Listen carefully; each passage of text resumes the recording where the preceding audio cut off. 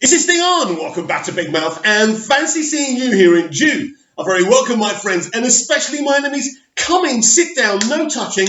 I don't do the touching. And welcome to Friday's edition of the dceu Daily. A very dull Friday here in Cyprus, but apparently the sun will return on Sunday, so it's all good Sunday, which is the 2-year anniversary of the Frankenstein's monster that is the Justice League theatrical release. Now, if you want to continue this conversation or any other conversation I ignite, you can do so over on my Twitter at Movies TV Mad. I'm now on Vero, Big Mouth 1, and I'm on Instagram as well, the extension of this channel, Big Mouth also, so you can catch me on that one too. So yesterday, as we were all talking about Momoa's Aquaman, hashtagging release the Snyder Cut, another exciting thing really happened. The Rock posted on Instagram. So via Twitter, you could go onto his Instagram. He had this great post, I'm assuming it's by Boss Logic, because he was at it. So it's a big monologue, which I'm going to read to you. I'm so excited that this movie is actually happening. And I'm going to talk about what's going on with Walter Hamada and how he's running things after I read what The Rock had to say about this. And as I say, this wasn't a couple of words. This was a monologue from the man's heart. And I really do appreciate this. So, like most kids growing up, I dreamed about being a superhero. Yup. Having cool superpowers, fighting what's right, and always protecting the people. It all changed for me when I was 10 years old. And I was first introduced to the greatest superhero of all time, Superman. Yes, Dwayne, absolutely. Superman is the greatest. And I relate to that. And I relate to being 10 years old and first seeing Superman the movie and just loving that character. As a kid, Superman was the hero I always wanted to be. But a few years into my fantasy, I realised that Superman was the hero I could never be. I was too rebellious, too rambunctious, too resistant to convention and authority. Yep, snap again, Dwayne. Despite my troubles, I was still a good kid with a good heart. I just liked to do things my way. Now, years later, as a man with the same DNA I had as a kid, my superhero dreams have come true. I'm honoured to join the iconic DC universe, yes, mate, and it's true pleasure to become Black Adam. Black Adam is blessed by magic with the powers equal to Superman. But the difference is he doesn't toe the mark or walk the line. He's a rebellious one of a kind superhero who'll always do what's right for the people, but he does it his way. Truth and justice, the Black Adam way, brilliant. This role is unlike any other I've ever played in my career, this is true. And I'm grateful to the bone we're all got going on this journey together. Black Adam, the 22nd of December, 2021. Huge thank you to my friends Jim Lee and Boss Logic for this first time ever badass collaboration. Wow, wow, wow. Now that's passion. That's a monologue, my friends. And it's a monologue I can relate to, that I can respond to.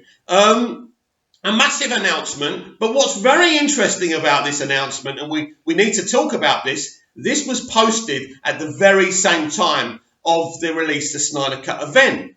Did Warner Brothers do this on purpose? Was this purposely done to try and mess around with the algorithm of release the Snyder Cut? Are we starting to get to them? And does this mean they actually have no intention of releasing the Snyder Cut and they were trying to put a stop to our trends? Well, this is really interesting. I don't think there's relevance here whether they want to release it or not. I think there's relevance because no studio, no company wants something that was done 2 years ago to out-trend stuff, other stuff, new stuff they're promoting. I mean, for crying out loud, it was out-trending the other day, The Mandalorian on Disney+. That's sensational. That's amazing. So this movement is going from strength to strength. And I did find that really interesting, the timing of when this was released. But look, I love Zack Snyder. I love MOS and BVS. I say this every day, don't I? Because you have to reiterate that to some people. Because some people will accuse you of being a hater when you're actually not. You just have an open, full, balanced opinion of things. And that's fine. we shouldn't be biased, should we? I mean, some of us are, and that's fine. But I am excited. I am excited about this announcement. I mean, this poster is amazing. This post, look at this. Just look at this. Look at that. Yeah, my screen's crap, but look at that. It's absolutely fantastic. Now, I always found his involvement in the DC property before Marvel, this is something Feige would have wanted. We know that no matter what picture this man does, good or bad, his films always make green. Because this man, unlike anyone else in the industry, has such a big following. So his fans, his following are coming over to the DC universe. Now, if this is done properly, we can keep his fans because he's going to be around. He's going to, as long as nothing goes wrong with the box office, and I don't think it will, we will get that Shazam 3 ultimate battle between Shazam and Black Adam, which I'm down for, and I can't wait. And I think The Rock was absolutely right in saying no, Black Adam shouldn't be in the first Shazam. Let's build this thing up. Let's have him a bit of a mystery and let him have his origin movie. Let's not forget that Heroic Hollywood said a couple of weeks ago that Hawkman is going to be in this movie. He's going to be the hero. He's going to be battling Black Adam. Black Adam isn't a villain. Black Adam is someone who kind of walks between the cracks. And I find that very interesting. He's passionate to his people. I suppose in a way you can look at Black Adam, I suppose not in a totally kind of dark way like that, but you could compare Black Adam to General Zod in Man of Steel, a once hero who protected Krypton and everyone. And then what the council were doing broke him so much that he kind of, he did this insurgency to try and save Krypton. And it all went horribly wrong. And then he goes to Earth to try and recreate Krypton. I think there are some parallels and comparisons that can be made between The Rock's Black Adam and Michael Shannon's General Zod. I think that's why Zod is probably my favourite CBM villain of all time. More than Nolan's Joker and Ledger's Joker, even though he's really awesome. I just think Shannon's Zod is the best. And I think a lot of people related to him. And you could analyse that character for hours. I could sit here now and actually analyse Michael Shannon's Zod. There's a few things in the text that was said between Jor-El. You know, I honour the man you once was. So let's look at this, right? There was even talk of a Shannon, Russell Crowe, you know, Jor-El and Zod movie, a Krypton movie, which would have been amazing. What a shame that never happened. Maybe one day, though, maybe one day. Kind of a prequel movie. That would have been awesome. So we can kind of assume that Zod and Jor-El were once good friends. That Jor-El was the hero of Krypton. And you know, False Ghost, let's call him False Ghost Zor-El. One of his last scenes says, my son will be a better man than you ever were, or something. Just before Zod kind of wipes him off the system, right? And that kind of makes me think that Zod was a hero on Krypton, that everyone looked up to. And then he didn't go bad, but he just felt the council were corrupt and he had to do something about it. So he went dark. This is a hero that turned the other way. And I think that's just so fascinating. And what a shame we didn't see more of that. He was a very good character. Let's not even call him a villain. He was a fully rounded left and right character. Brilliant. One of the great things about Man of Steel as well. And I think Black Adam is going to be a similar thing in the Black Adam movie. So I'm really excited for this. I'm shocked that The Rock is doing this, but this is brilliant. It's brilliant for DC fans. It's brilliant for his fans. This is the big time. This is not a little film that's going to make 300,000 or 400,000. This is a film that's going to make a lot of money. There's a lot of interest because this is part of the DCEU and this is part of the Shazam franchise. So really, really exciting. So we can surmise that very soon, early in the new year, they will start filming Black Adam. That a year next month, just over a year next month, on the 21st of next month, it will be a year to the day, 22nd of December, that we'll see Black Adam. So, in 2021, We will have 3 DC movies. We will have 2 DCEU movies. We will have James Gunn's The Suicide Squad, and we will have The Rock in Black Adam. And then we've got The Batman as well in 2021. So 3 DC World of movies, very exciting because Marvel are going to go up to 4 movies a year. We have to compete, but what's really important here is we don't do what we did last time and rush to compete and pressure like they pressured Zack Snyder, and then it all fell to pieces, didn't it? We're taking our time, and this brings me to Walter Hamada and his leadership, because before he was involved, there was no sure things. There were so many projects and so many movies announced, and hardly any of them happened, aka the Cyborg movie. But when Walter Hamada says a movie's happening and he announces it and he gets an actor to do a whole monologue, that film is happening. When the director of the new Flash movie comes out and talks about it, that movie is happening.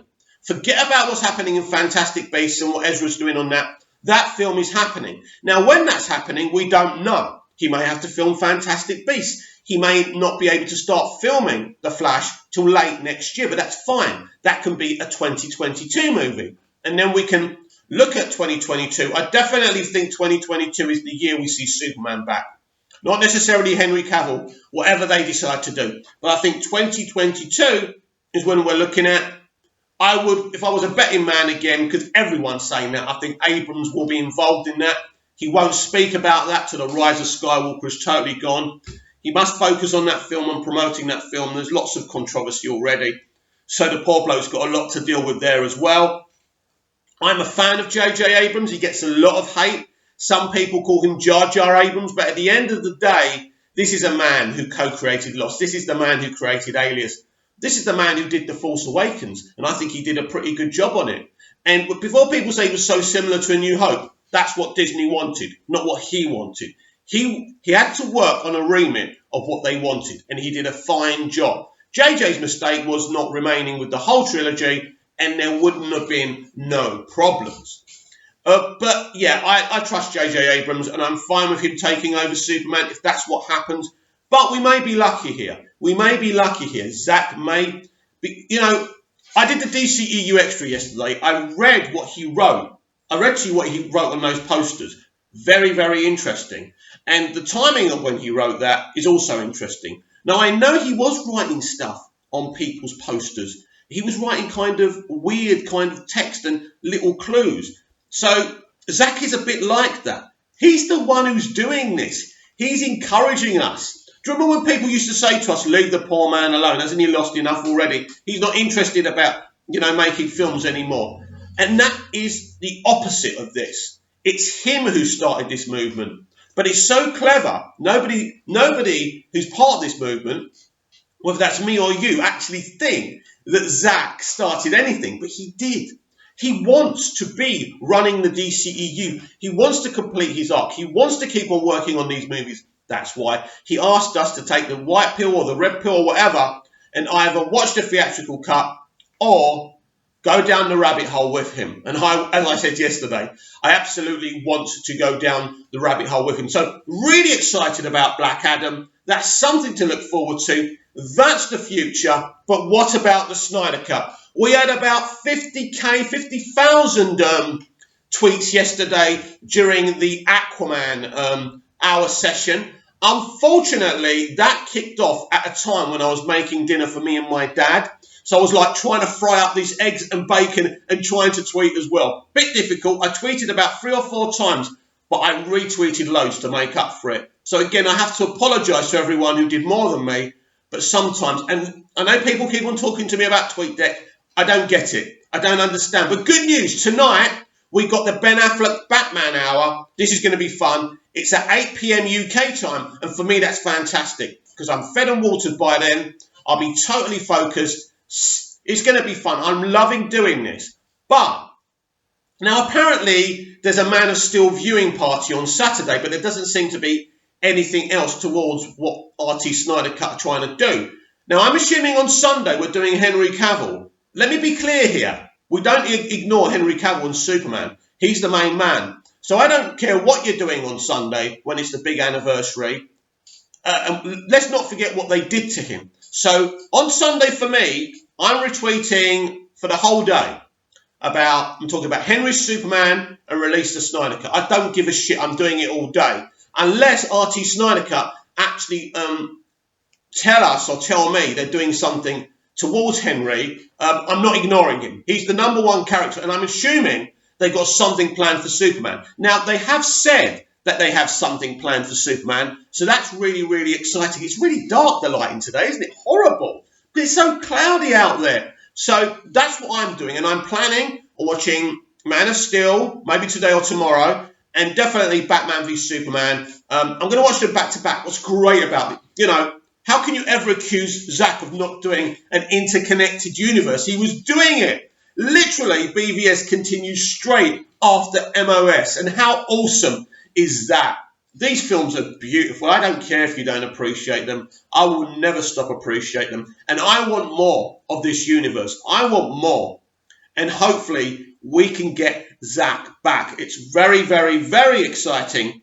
What's exciting for me is that if we can get Zack back, see the Snyder Cut, and see this future that Walter Hamada is also planning with these different universes as well, we've got something extraordinary. Because if Zack comes back, he's got the DCEU, Reeves has got the Batman, and, Todd Phillips has got the Black Label.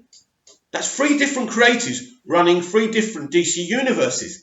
That's the way it should be. So Zack hasn't got the pressure of running the whole thing, just the pocket. I think it's possible. I think it's doable. But it's up to you and me. It's a fight. It's a war. It's a peaceful war. No toxicity, please. Tonight or in the morning, for whatever time it is, wherever you are, that's not relevant. Rest your hands. Get your device out. And I mean your device, nothing else. And you tap for your life about the beautiful Ben Affleck. Talk about what he suffered. Talk about how much we love him. Talk about the tragedy of not seeing his Batman with Deathstroke. At Ben Affleck, at AT&T, at Warner Media, release the Snyder Cut. Remember, people, and RT Snyder Cut, keep on doing it and people are just ignoring it. You're messing up the algorithm if you hashtag release the Snyder Cut a couple of hours beforehand. No one's trying to boss anyone around. We're just trying to do what's best for Zack and his cut of Justice League. So please, if it's 5 or 6 hours before, go for your life.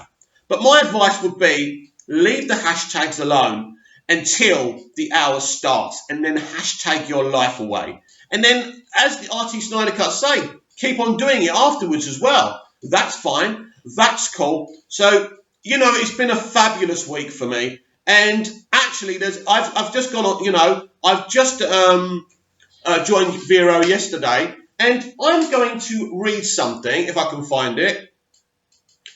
Because someone sent me something, and I thought this was beautiful. And I love appreciation. Everyone does. Everyone. So, yeah, everyone appreciates a bit of love. So this is Brandon J. Hall. I'm giving Brandon J. Hall a shout out. Go follow him on Vero. This is what he said to me. This is beautiful. Hey there, I love your show. Keep up what you're doing. Your following will grow. My wife and I enjoy watching you in the mornings. It's always you and Chris Wong's ping pong flicks. Cheers. And this is wonderful. And I did respond to him. Of course I did. To know that you're appreciated by people and you're not just talking to yourself. And by the way, I'm fine with talking to myself. That's totally fine. And I told you guys that from the moment I set up this channel. But I do like the sound of my own voice. I do want people to watch me, and that's cool as well. So I told him to give his wife kind regards. He then replied, I will definitely do that. We are huge DCEU fans and supporters of Zack Snyder's vision. We actually bonded by it, and our children love different aspects of the world of DC. Each of them are drawn to specific characters. Brilliant, brilliant, brilliant.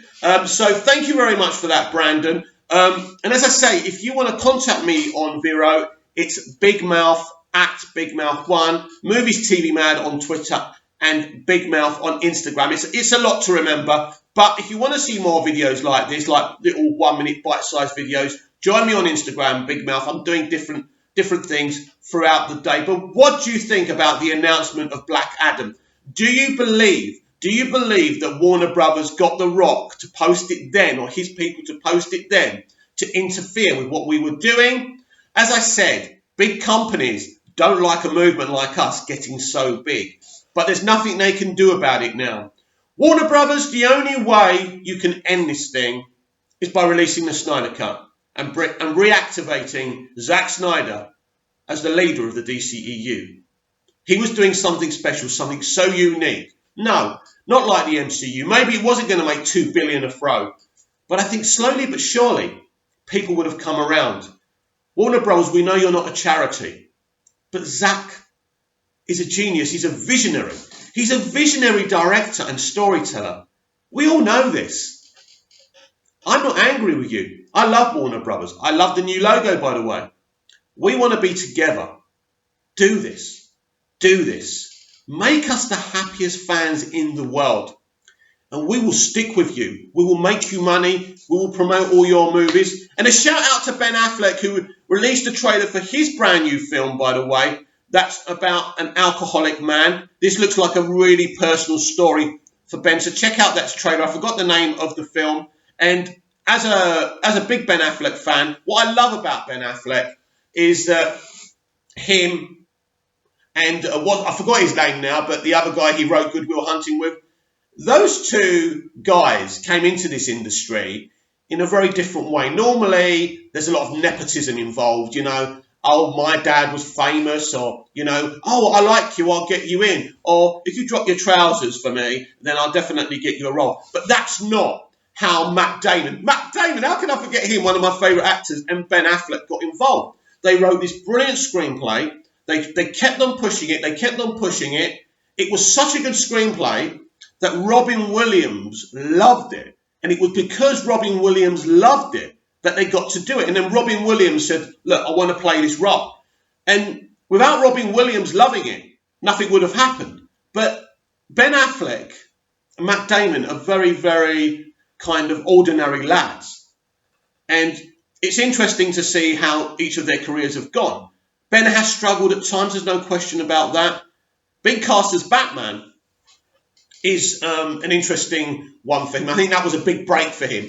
And also, we know that the director of his latest movie and the accountant, Sean O'Connor?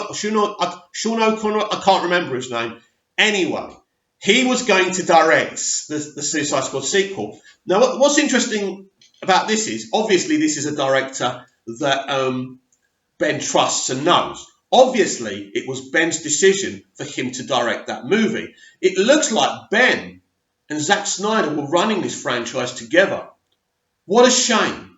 What a shame, because I think Ben Affleck's a visionary. I mean, he's an Oscar winner for directing as well. I think Ben Affleck is as much of a visionary as Zack Snyder is. And I'd love them to reunite on the DCEU. But there's only one way of doing that. Tonight is the perfect opportunity. It's Ben Affleck night. It's Batfleck night. Let's take this to over 100,000 tweets. As I said yesterday, we're better together. We're stronger together. We are going to get Zack Snyder reinstated, running the DCEU. We are going to force them to release the Snyder Cut.